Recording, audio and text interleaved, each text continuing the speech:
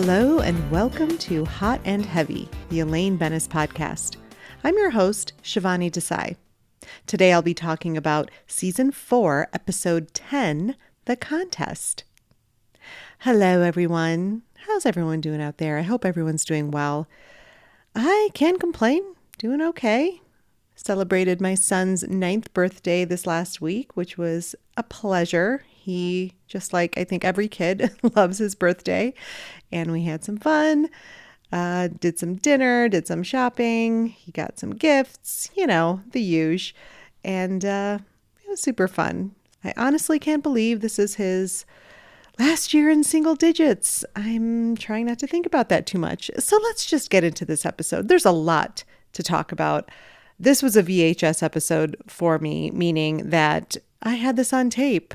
VHS, taped from television, this episode. And oh my goodness, I must have watched this episode, I'm not even exaggerating, like at least 30 or 40 times. And I'm also not ashamed of it because, well, as you will hear, I am a big fan of this episode. It's iconic. It's definitely one of the Seinfeld classics of the series. And so let's just get into it.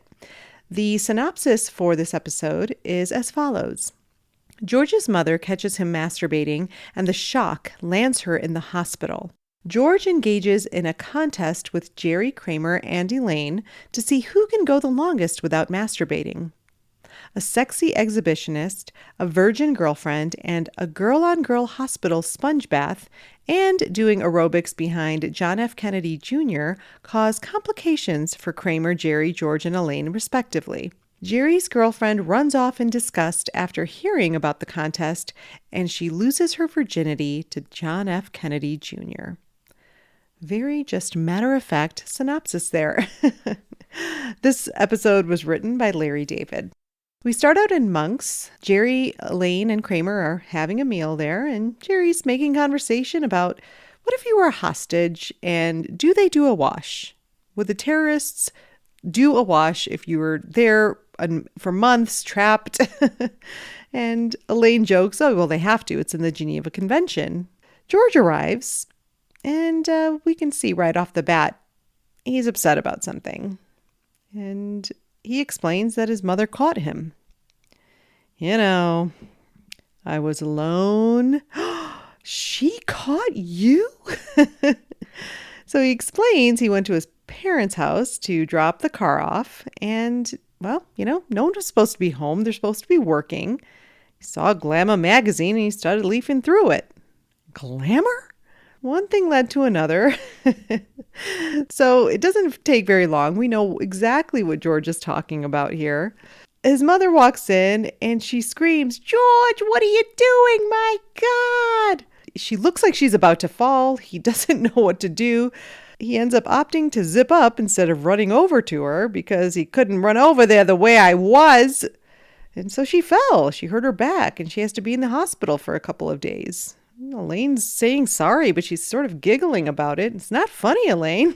The whole way to the hospital, George's mother is asking, why, George? Why? Because it's there. Jerry's still wondering, glamour? And then George vows, he's never doing that again. Wait, all together or in your mother's house? No, all together. Oh, yeah, right.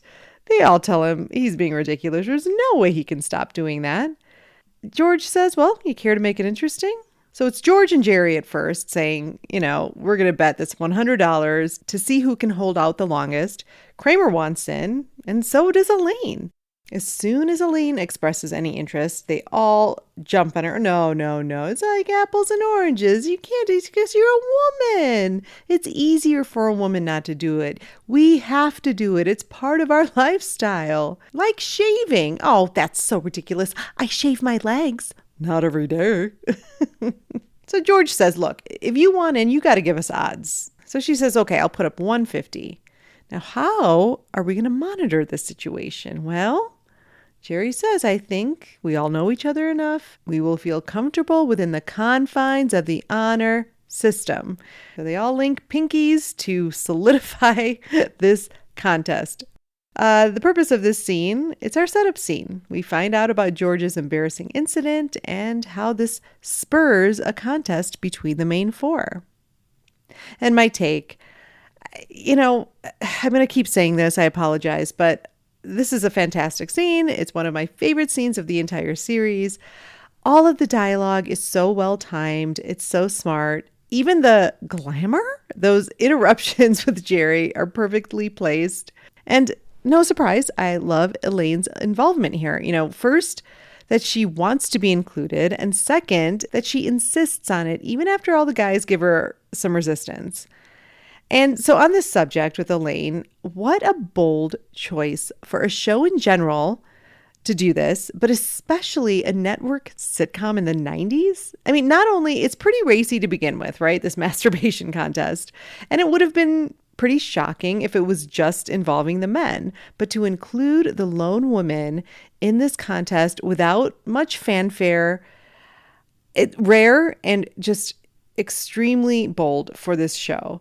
And this could have easily been, I think maybe in any other show. I have a hard time saying that because any other show wouldn't do this storyline to begin with. But I feel like even with this show, I could have seen it played where Elaine was this disapproving sort of, what are you guys doing? Gross, this typical trope we see, disapproving female view of what the men are doing.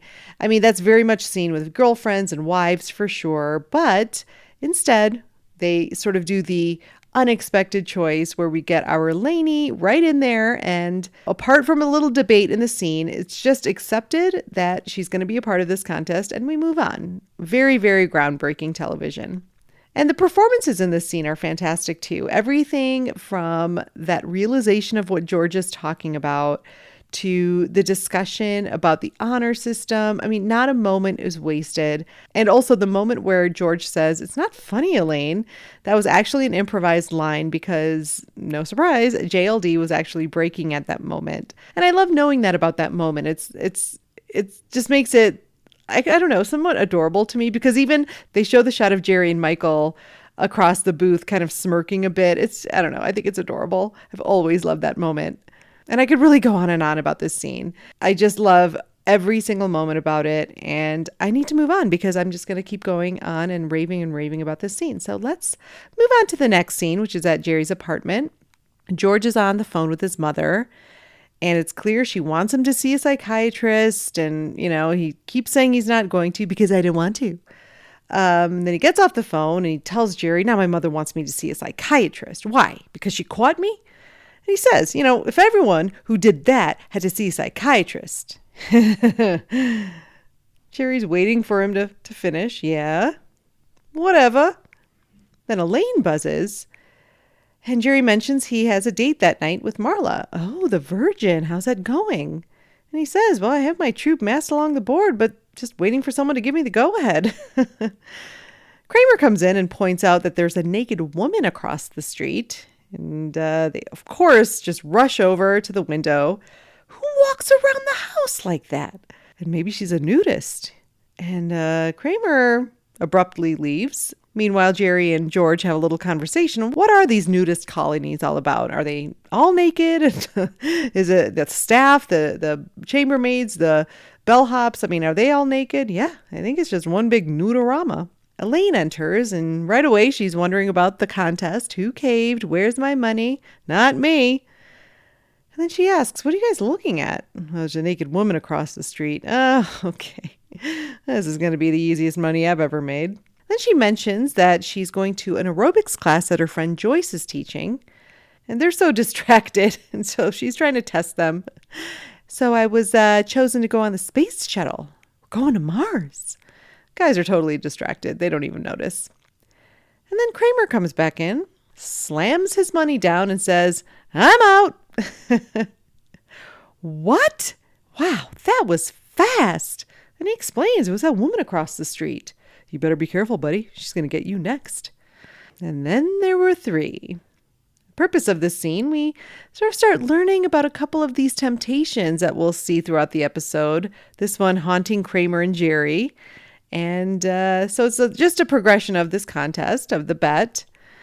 And my take, another brilliant scene with one of the most iconic Seinfeld moments, Kramer coming in and saying, "I'm out." I'll get to that part in a second. But before, I wanted to mention a couple of other moments. I love that George has no answer to his analogy up top.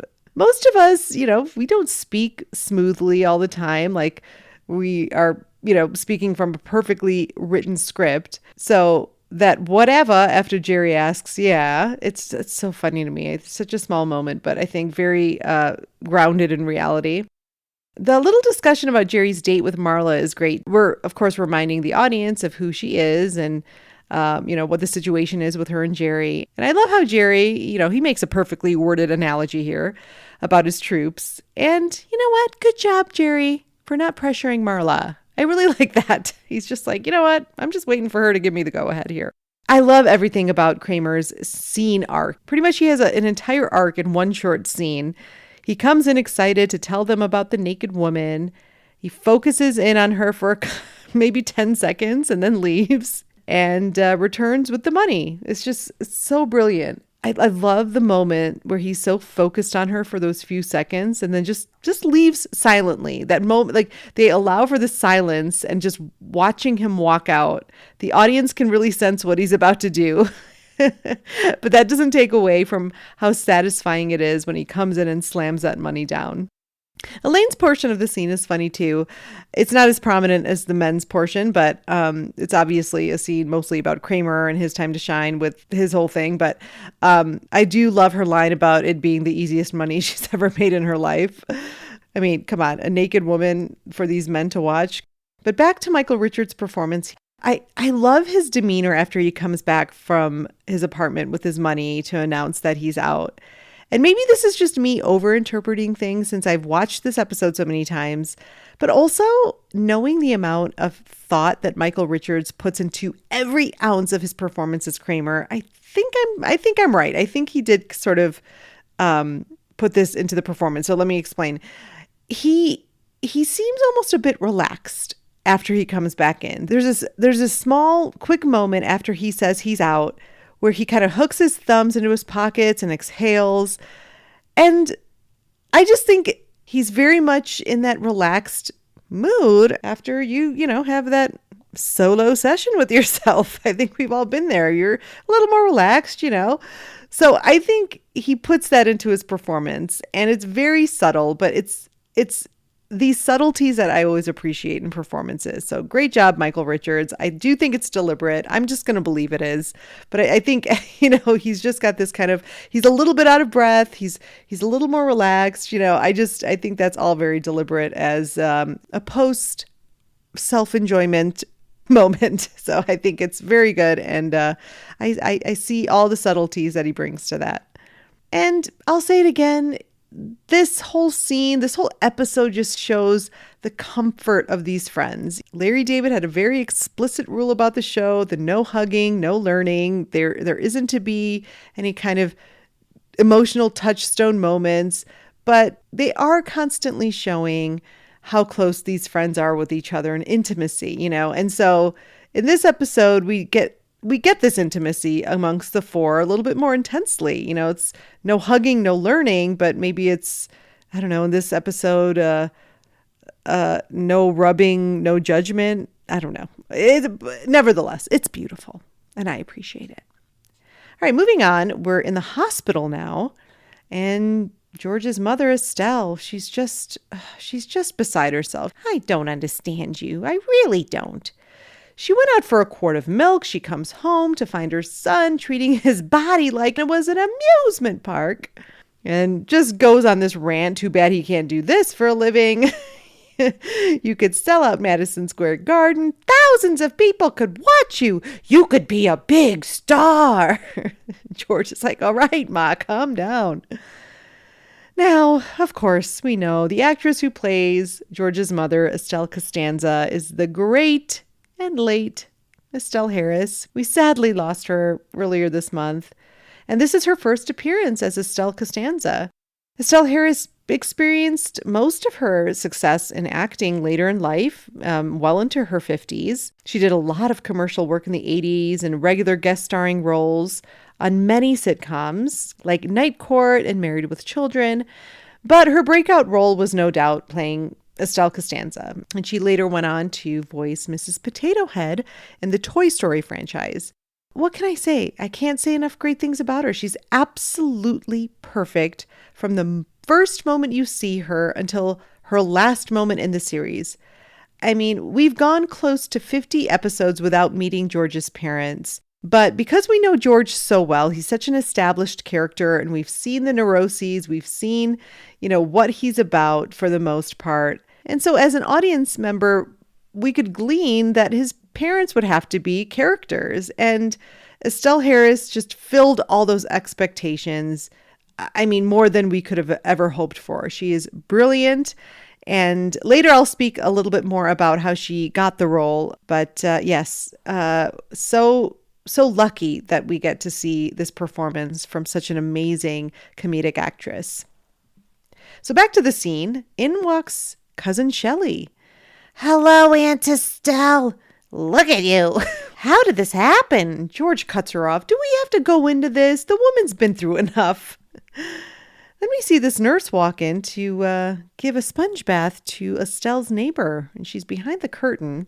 Shelley's trying to talk to George about what he's doing, his writing thing, and we see that there's almost this kind of show happening behind the curtain, the silhouetted sponge bath between two women.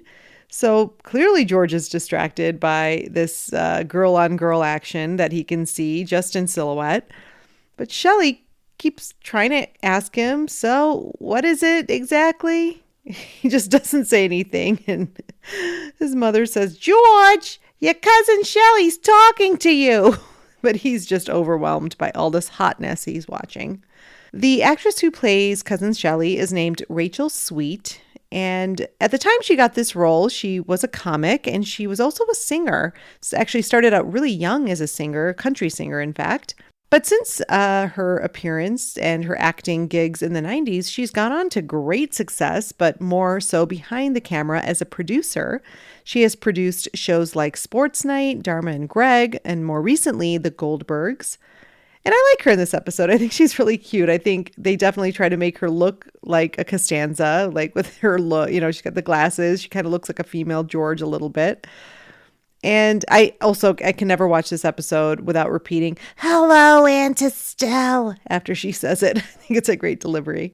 And then real quick, we only see her for a second, but the actress who plays the nurse is Andrea Parker, and she's gone on to do many roles in numerous television shows.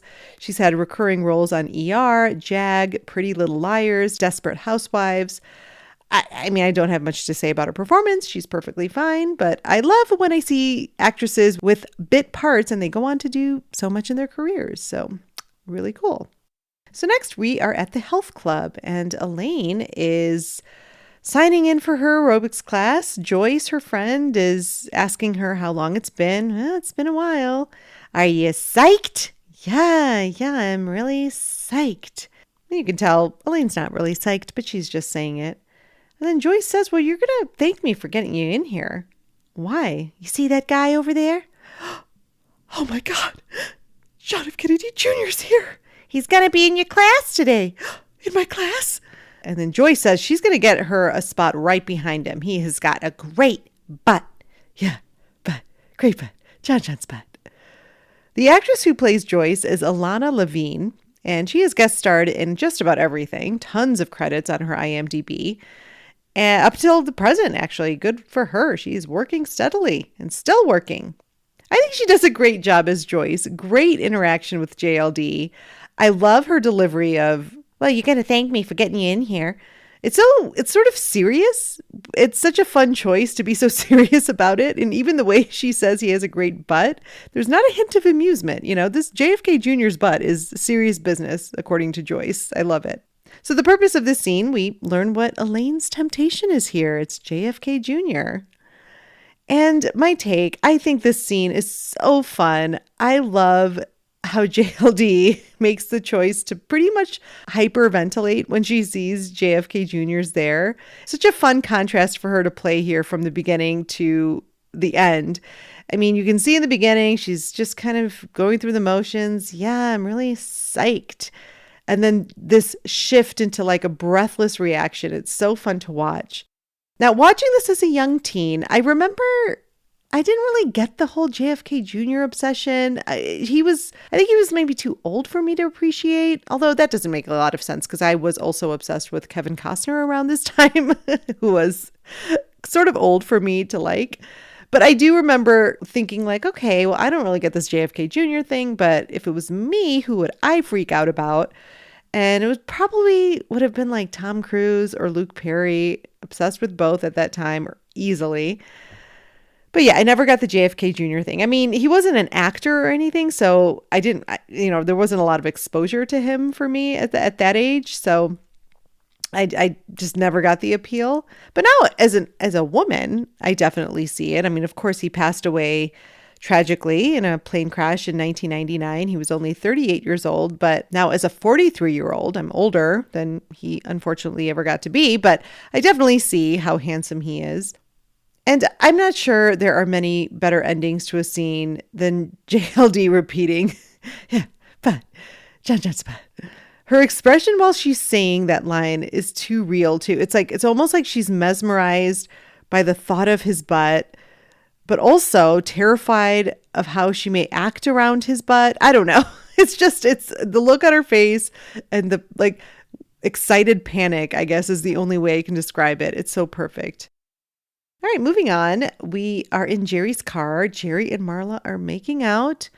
And then she pushes him away a little bit and says, maybe we should slow down. Slow down? Well, you know. And she wants some reassurance that he's okay with that. And he's like, of course. What do you think about sex? Come on, I don't care about that. See you Saturday night then. And Jerry's like, yeah, that's right, Saturday night. And she exits the car and says goodnight. Not a good night, a great night. And then we see this little montage of all of them in bed. They're all awake, trying not to, rub one out. I'll just say it. Except for Kramer, who is sleeping like a baby. Real quick before moving on, I love this montage of them in bed. What a great device of establishing where they all stand in the contest. I just love it. All right, moving on. We are in Jerry's apartment. It's early morning. Kramer enters and says, good morning. He's in a great mood, but Jerry is very grumpy. Kramer heads over to the window and Jerry says that the naked woman isn't there. She's doing a wash. Kramer asks, so did you make it through the night? And he's like, yes, I'm proud to say I did. So you're still master of your domain. Yes, I am. But you know what? He's done with this nude woman. He's going to tell her to put her shades down. And Kramer starts freaking out. He's like, well, look, something's got to give. I'm in this contest. This woman's across the street. I'm dating a virgin. And Kramer says, that's the dumbest thing.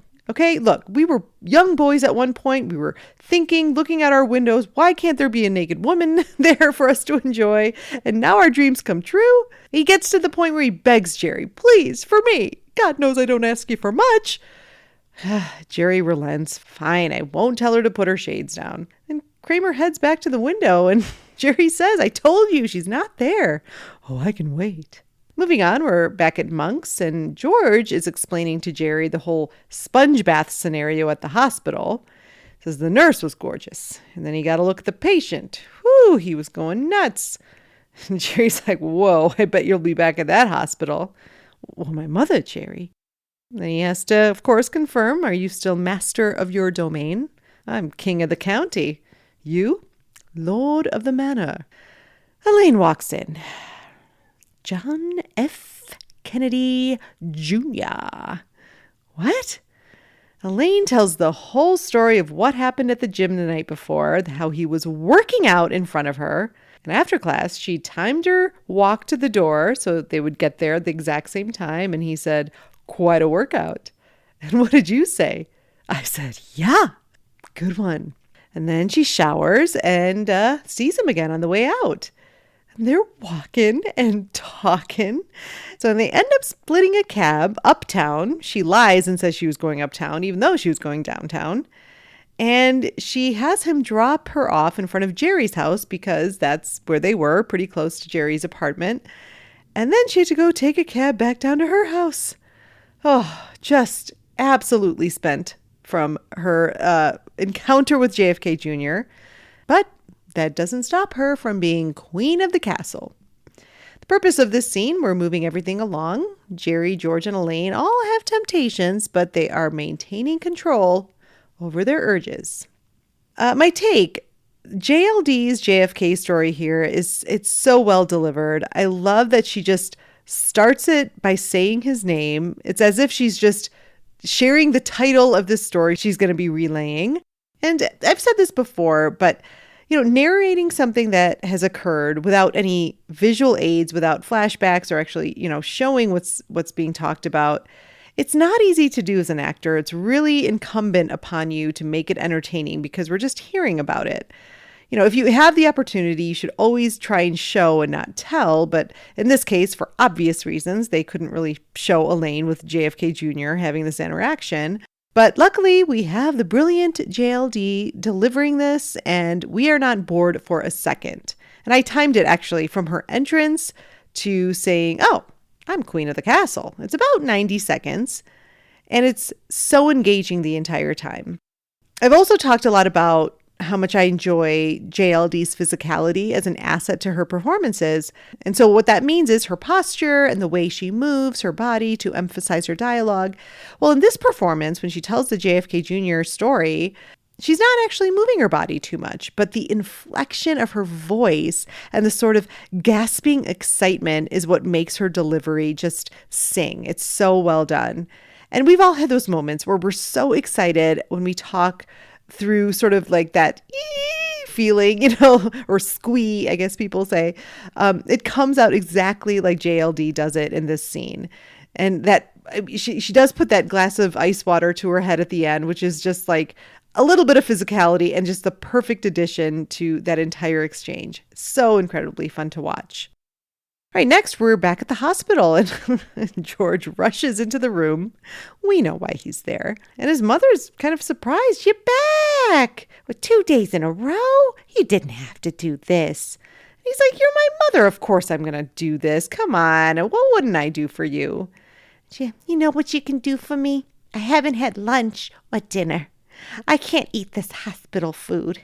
Could you run down to the deli and get me a sandwich?" And George says, "Of course I can," but a little later. "Could you go now, Georgie? I'm very hungry. I'm weak." "Well, in a few minutes, And she just, of course, goes from 0 to 100. "I don't understand why you can't do this for me." And basically, George is obviously putting this off because it's almost time for that sponge bath. But he says, "I just want to spend some time with you. I just got here." And she explains, "Well, if you wait, then the visiting hours will be over and they won't let you back in." He's like, 10 minutes. And he flings some Tic Tacs at her. She's like, "Get the hell out of here. I'm sorry you came." But then in walks the hot nurse and the live shadow show starts once again. And then poor Estelle. "George, I'm hungry." "Hang on, Ma, hang on." Next, we're back at the health club. Elaine has got her hair down. She's looking pretty hot. And Joyce asks, "Did you get your hair done today?" No, I just fixed it a little." But then Joyce tells her, "You know who isn't here. He apparently had gone to the early class today, but she mentions, I think you made quite an impression on him yesterday." "I made an impression? What impression?" And Joyce tries to put away some things she's folding, and no, Elaine grabs her and says, "No, tell me right now." Well, it turns out JFK Jr., very taken by Elaine, he asked what her situation was. "I said you were single." "That was good. That was very good." "He said you were just his type." "Okay, you're trying to hurt me? You're trying to seriously injure me here?" And then she has to tell her the message that he'll be in her neighborhood around 9 p.m. If she wants to come down and say hello, he'll be in front of the building. Elaine can barely handle this. The purpose of this scene, we see Elaine's plot developing with this interest by JFK Jr. It's another fantastic scene, really short, but so well done. All we need to see is Elaine with her hair down to know she's got one thing on her mind. She wants to impress JFK Jr. And I have to say, she looks so pretty with her hair down. Not that she looks bad with the wall of hair, but between, her hair being down in the tape and then in this episode, it's clear just how gorgeous she is with that beautiful hair just kind of flowing naturally. Okay, now in this scene, we do get some really great JLD physicality, kind of a contrast to that earlier scene I was talking about. Everything from her body collapsing from disappointment when Joyce says, "You know who is not here," to that moment where she pops her feet up in excitement. So many great physical moments. And that giddiness, I can so relate. And I think a lot of us can relate to Elaine here. When you hear about a crush liking you back or asking about you, forget it. It is so amazing. Look, I mean, I admittedly did not have many of these moments in school. It was a dry and barren time for me in those days. But in college, when I found out my first boyfriend, when I had a crush on him and I found out he was interested in me, I certainly had my own sort of counter feet popping moment. And that's what makes this moment so charming. Elaine acts like this giddy teenager here, and it's just very relatable. And then I love also when Joyce keeps giving her more details and she's just like, "Okay, you're trying to hurt me here. You're trying to hurt me. You're trying to injure me." So great. And then that final collapse at the end. It's a collapse of just, this is too much to handle. She cannot believe this is happening. And I did want to mention Alana Levine as Joyce. She's great too. I love how she says, "He said you were just his type." Two very talented ladies make this scene very, very entertaining. All right, next we're back in Jerry's apartment. Jerry is on the phone with his mother, watching cartoons while Kramer is peeping on this nude woman. And he's sort of narrating what she's doing. "Yeah, well, it's hot in there. So you go around, go, don't be afraid." It's very creepy, actually. And Jerry is trying his best not to get distracted. He starts singing "Wheels on the Bus." And then we see the montage of beds again. Jerry's up and restless, as is George. Kramer is asleep, and now Elaine is peacefully sleeping as well. All right, next we're in Jerry's apartment. Jerry and George are sniping at each other big time. They're arguing about coffee. They're arguing about socks. George accuses Jerry of stealing his socks. They get so heated, and finally they have to say, "What are we doing?" They both haven't been themselves. Like, this whole contest is just really ruining so much. And then Elaine enters. She slowly walks up and starts putting money on the counter. "You're out? It's over? Oh my God, the queen is dead." They ask, "What happened?" It was, John. "Oh, John. Yeah, but you made it through yesterday." Well, she explains the whole thing Joyce tells her. He's picking her up.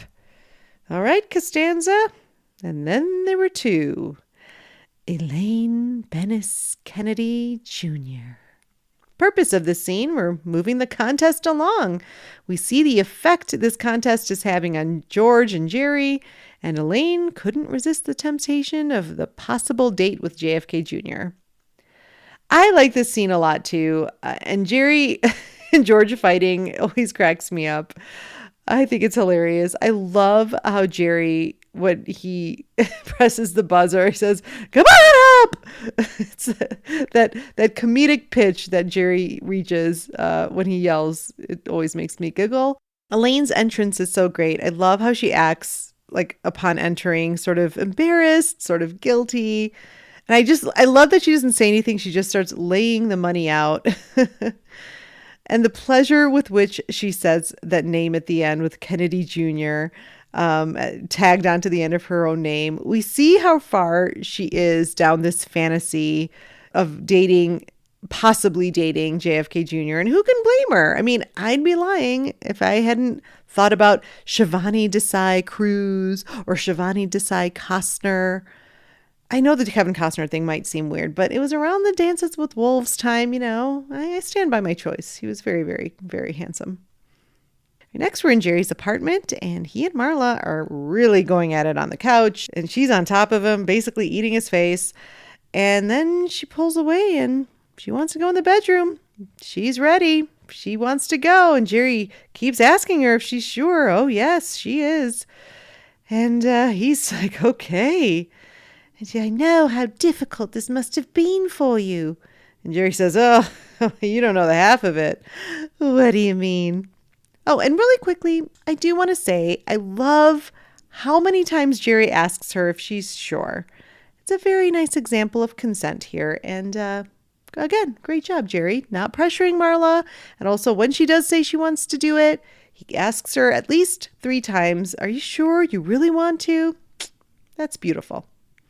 All right. We also cut to Elaine waiting on the street. She's waiting for her big date with JFK Jr. Back with the wall of hair, though. I would think that if she knew for sure she was going to see him, she'd have her sexy hair down. All right, back to the apartment. Clearly, Jerry has just told Marla about the contest, and she is disgusted. A contest? This is what you do with your friends. Jerry's like trying to calm her down. No, it's nothing. It started with George and her mother. I don't want to hear another word. She's horrified to think how close she came to Jerry being the one. I must have been out of my mind. And then she exits and Jerry shrugs, scratches his head, and well, let's just go to the window and peep on that nude woman. Why not? The next scene is on the street in front of the building. Elaine is still waiting, but then she sees Marla and tries to talk to her. Marla doesn't want to have anything to do with her or her perverted friends. Why? Oh, don't touch me. You're horrible, all of you. Elaine is so confused.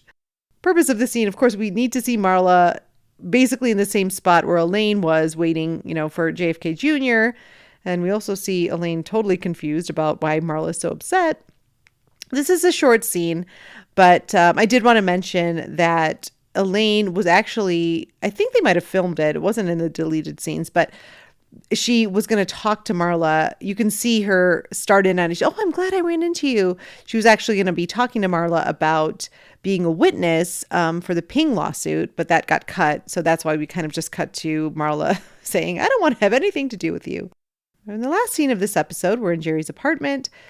Jerry tells Elaine, I told her about the contest. And Elaine's like, oh, boy, she's a wacko. George enters and, hey, wait, what happened? I thought you were meeting Kennedy. He didn't show. Yeah, he did. Oh, my God, I gotta go. Well, no, he just left. Oh, he left. Yeah, he was talking to Marla. She was crying and then he was consoling her. And then they left together. He left with Marla the virgin? They drove away? Oh, then Jerry gets distracted by something out the window. Oh my God in heaven. It's Kramer with the nude woman, of course. Look, he's waving. And we end the episode perfectly with the montage again of everyone in bed. Now everyone's asleep. And we've added to the montage a little bit. Kramer now is with the nude woman sleeping. And we see Marla in a post-coital situation with none other than JFK Jr. Oh, John, that was wonderful. Purpose of the scene, it's our resolution scene. Everything comes together, all the plots into one nice, tight little bow. My take, it's so heartbreaking for Elaine. That moment when George says that JFK Jr. did show up and that he just left.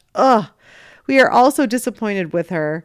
And the way she says, like with such disgust, he left with Marla the virgin. It's so perfectly delivered. Not only did this woman insult me on the street, now she left with my dream man. I like that Kramer ends up with the nude woman. I think that's a great shot of them looking out the window at the end as well. And that end montage is so satisfying. We see everyone in the various states of satisfaction, especially Marla. All right, I'm going to take a quick break and I will see you on the other side. Fitness classes are full of health benefits. You get that heart pumping, work up a sweat, and finish feeling spent and satisfied. You've given your abs, your thighs, and arms their due attention. But sometimes there are other body parts that could use a good workout, especially if you end up behind that hottie with a great butt. You've heard of athleisure clothing. Well, now there's athpleasure clothing. Stimulating leggings and bras for busy ladies on the go. Our clothing is designed with our patented pleasure centers, perfectly located just where you need. When you get the urge, just click the button discreetly located in the waistband or bra strap and ride the train to gratification station. Much like the majority of athleisure consumers, you don't have to work out in your athpleasure gear. Nope, you just wear it, be comfortable, and abuse as needed. You never know when and where the mood will strike, so be prepared with athpleasure. Plus, it's hands-free, so you can multitask while you multi-gasp. Made with moisture-wicking material, athpleasure can handle any amount of wetness, sweat or otherwise. So you won't feel damp, but the noise will be completely dampened thanks to our noise reduction pads which encase the pleasure mechanisms. You can be confident that no one will ever know your dirty little secret as long as you're wearing athpleasure. Athpleasure. Who has time to wait? And we're back. There was an inside look for this episode and a few of the highlights. JLD, when she got the script for this episode, she loved it, but she was like, no, there's no way. This can't work. They're going to shut us down. And she very much recognizes the idea of a woman masturbating and that being discussed in a show so crazy. She couldn't believe they were going to do it. And Peter Melman says that that was the element that sort of eases the audience. It's done in such a relaxed way. You know, there's no kind of, like I said before, like fanfare about it or anything shocking. It's just like, hey, we just mention it and we move on. And that way you sort of put the audience at ease as well. Larry David mentioned too that it was very important for Elaine to be in the contest and to lose the contest. So that's why they had to devise this whole JFK Jr. thing and make sure that Elaine not only was going to be in it, but she had to lose as well. And JLD also recognizes too that the Kennedys do come up a lot, especially with Elaine. This is, I think, the second time. The first time she was excited in the baby shower episode. The Kennedys, very exciting.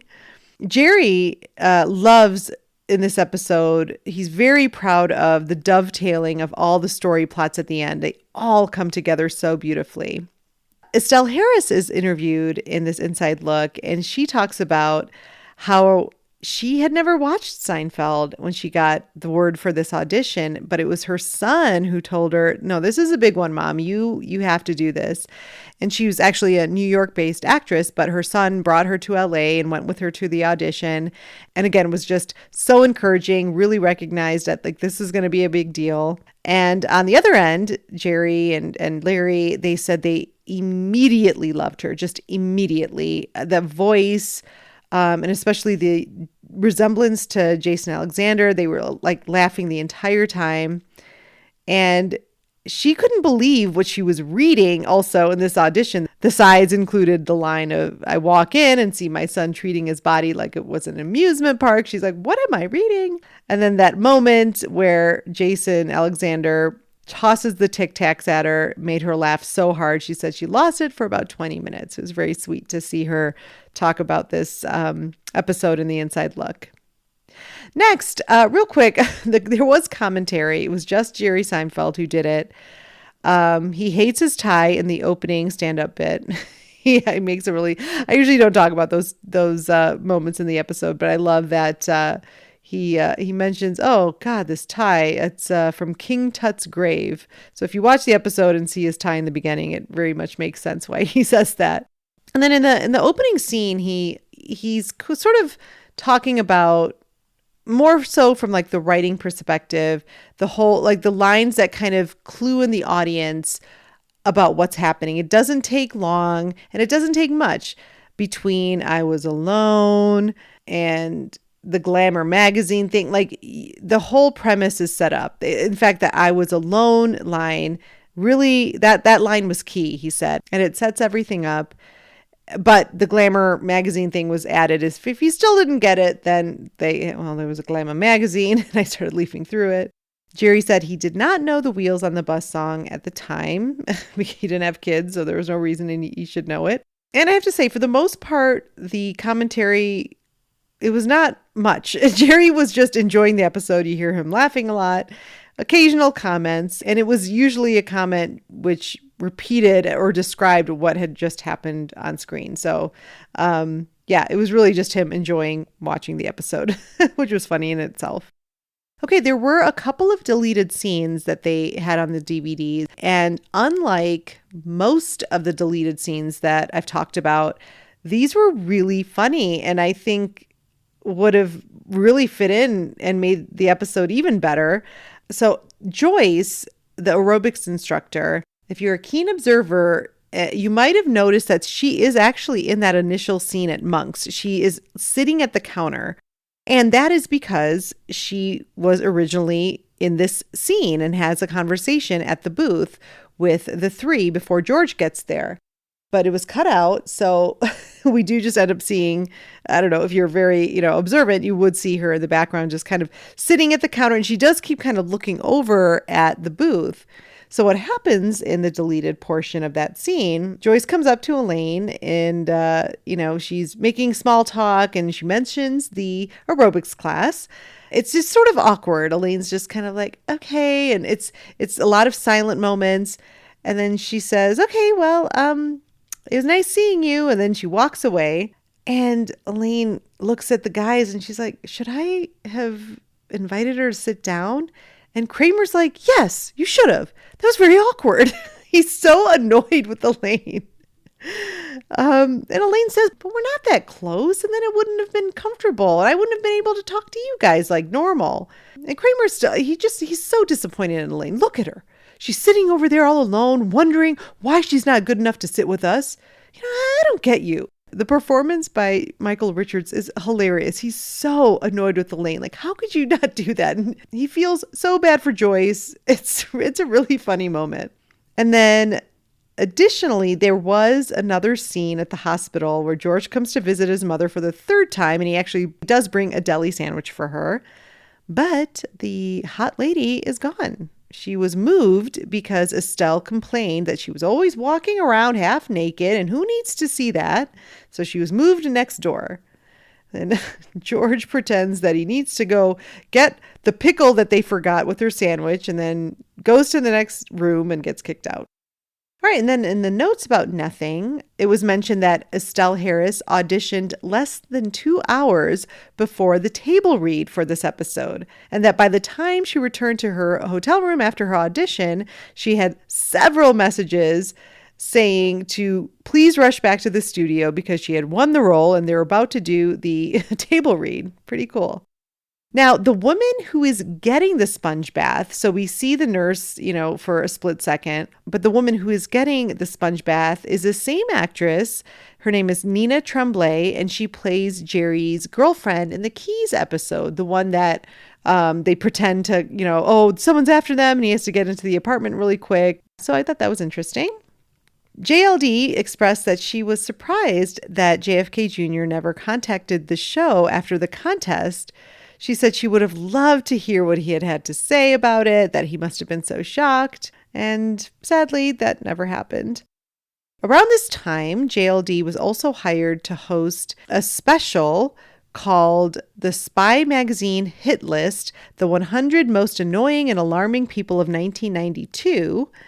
And so there was a quote from her talking about this heavier workload. So she was hosting this show, and then she was also working on Seinfeld. And I just like this quote from her. She says, "I'm not complaining, but it's hard to be a working mother. It's hard to juggle a job and family. I never knew what sleep deprivation was until now. I hope I get to shower sometime this week." I feel this so hard. I just wanted to mention that. Shout out to any working moms out there. It is very, very difficult to juggle everything, and I think the biggest thing is juggling that guilt, that you feel constantly, really. And finally, in the notes about nothing, JLD praises the episode. She says, the show was about a racy subject. Okay, a very dirty subject, handled very delicately. It's my favorite because I didn't think we'd get away with it, but we did. We expected much more flack from the network, but it didn't happen. Larry's script was so wonderfully written that it somehow never crossed the line of bad taste. And I think the public's acceptance of it was one of the main reasons for our eventual top 10 status by the end of the season. A couple other notes. This is actually from the Coffee Table book. Only 31 people complained to the network about the taboo breaking subject matter of the contest following its initial broadcast. I thought that was interesting. Then I also thought this was hilarious. A porno movie called The Bet was released soon after the contest, and it was pretty much a parody. A lot of it was a parody, of course. All of it wasn't. And it became a subject of great amusement around the Seinfeld offices. And then another porno movie came out about a year later called Hindfeld. Too funny. All right, moving on to Contributor Corner. Todd, who we heard from a few weeks ago, he sent in some thoughts. And this is what Todd had to say. The contest, in my opinion, is one of the best pop culture moments of the 1990s. As I recall, the show had more of a niche audience over the first 3+ seasons. This episode was one of those true water cooler moments, and it pushed Seinfeld permanently into the cultural conversation. The writing is incredible, and the performances and comedic timing were fantastic. The Virgin, the naked woman across the street, the sponge bath, including JFK Jr. as a plot device, master of your domain. It was so unbelievably clever to have the dominant theme of the episode never actually mentioned by name. The episode seems tame by 2022 standards, but this was not a topic you saw discussed in media, especially a network TV sitcom. The term is overused massively, but it truly was groundbreaking. Well, I did use that term too, Todd, so it's okay. Yeah, I mean, it is. I'm glad you said the water cooler moment thing because it's used in the series too, and it's a water cooler show. But it really was. I mean, people couldn't believe what they were seeing. It was so rare to see anything remotely like this on television. So completely agree. Very, very groundbreaking. I'm going to say it again. Todd also says with JLD, she jumps right into the contest as soon as it's thought up. Interestingly, her character barely even blanches at the sexism implied in making her pay more compared to the men. There was so much comedic gold to pack into this episode, it's like they blew by the traditional Elaine Bennis response for the sake of time. You know, it's so funny you say that, Todd. I've thought about that too, where the whole giving us odds thing, I mean, you know, it's no secret. It's obviously because she's a woman and they think it's easier for her not to masturbate. To me, yeah, I think you're right. I think there is so much packed in, but I also think she's so excited to be included that she herself is like, you know what, I'm not even gonna argue this, whatever. I'll do the 150. I just want to be a part of this. So, yeah, I do. But I agree that is, our Elaine would kind of be like, no, fuck that. I'm going to pay $100 like the rest of you guys. But yeah, her excitement mixed in with like, probably they didn't want to get into a whole side conversation about it, was probably the reason they just sidestepped all of that. But it's a great observation. Next, Todd says, her physical comedic timing is great in the scenes at the health club counter when she just misses JFK Jr. due to him attending the earlier session. How she jumps onto the counter, grabs a woman working there and curls her feet behind her. She's all in, doing whatever it takes to become Elaine Bennis Kennedy Jr. Completely agree. I think I've talked enough about my love for her physicality, but I'm glad that you enjoyed it too. Next, Todd says, and of course, when she shows up to pay her forfeited dues at Jerry's apartment, oh my God, the queen is dead. I'd figure you'd cruise at least through the spring. Ah, such a great moment. Todd loves the way she walks into the apartment, slowly saunters over to the counter with that semi-embarrassed look and puts the $150 down. Just great stuff and one of my all-time favorite episodes. Thank you so much for sending in thoughts, Todd. And if you would like to share Your thoughts on future episodes, please email me at elainepodcast@gmail.com. That's elainepodcast@gmail.com. My favorite Elaine moments, well, I feel like I've just talked about it, but, well, it's grabbing Joyce's sweet-ass 90s colorful zip-up that she's wearing so that she comes over, "No, tell me now." And then those legs coming up and saying, "John Kennedy asked about me. What did he say?" That giddiness is so real, so well done. It's JLD in all her physicality glory, It's my favorite. And my final notes, this is a classic episode, and Elaine gets included in a plot where she could have easily been left out in any other show. We get to discuss women doing something that isn't talked about, and it's not done with a hint of shock or a hint of shame. It's just a fact. So get over it, prudes. Women masturbate, okay? This episode is also an excellent lesson in writing. I mean, the way they had to be so delicate with this subject matter, and it's not because of the network censors. In fact, Jerry Seinfeld kind of says, "I think we could have said the word masturbate, but it was more for the sake of comedy. It's funnier that they don't say it." And I love that. I love that there's nothing crude at all about, well, what's an inherently crude topic, They pull off a sort of classy episode about masturbation, and that's so brilliant. So yeah, I mean, the whole not saying the word masturbation, it's more for the sake of comedy and the more of the sake of like challenging yourself to be delicate with something like this, not for the sake of censors or not for the sake of standards and practices. It's for the sake of comedy, and it just makes it that much better. I love that we get to meet Estelle Harris here in this episode, and that we meet George's mother under these circumstances. What an introduction. And it just gets better from here. And lastly, just to reiterate, to include Elaine in this contest and have her lose.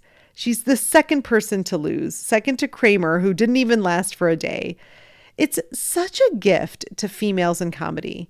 We've already established that Elaine is a different character than most network sitcom female characters.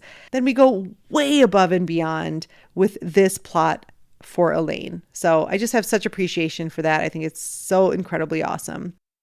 And I think that's all I can say about the contest. Thank you so much for listening, and I will see you next time.